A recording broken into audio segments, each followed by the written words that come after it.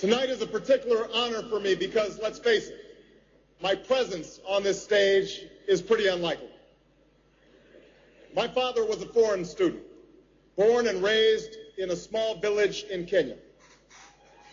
He grew up herding goats, went to school in a tin roof shack. His father, my grandfather, was a cook, a domestic servant to the British.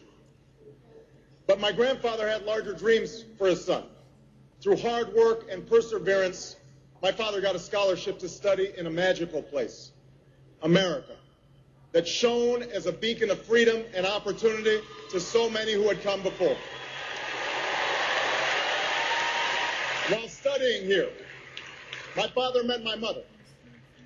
She was born in a town on the other side of the world, in Kansas.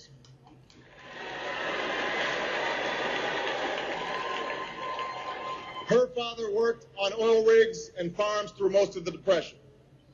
The day after Pearl Harbor, my grandfather signed up for duty, joined Patton's army, marched across Europe. Back home, my grandmother raised a baby and went to work on a bomber assembly line.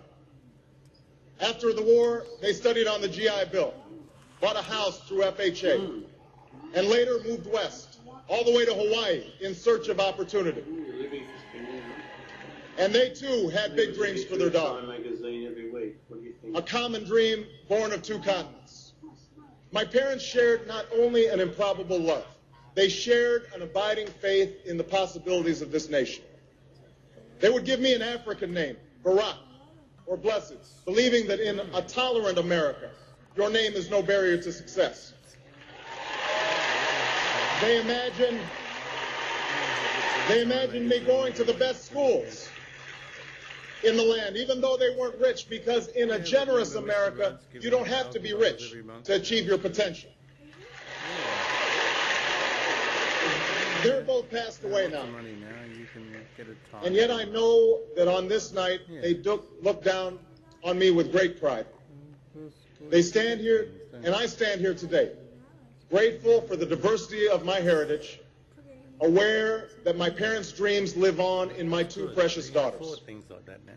I stand here knowing that my story is part of the larger American story, that I owe a debt to all of those who came before me, and that in no other country on earth is my story even possible.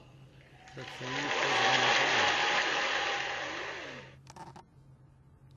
a wonderful story. He's a good-looking man, very, very elegant speaker. Is it a dark skin? Yes. Negro. No, we don't say that anymore. You're living in the past. African American. Oh, he's American. African American, yeah. His father's Kenyan and his mother's from a white lady from Kansas. You say you came there to see?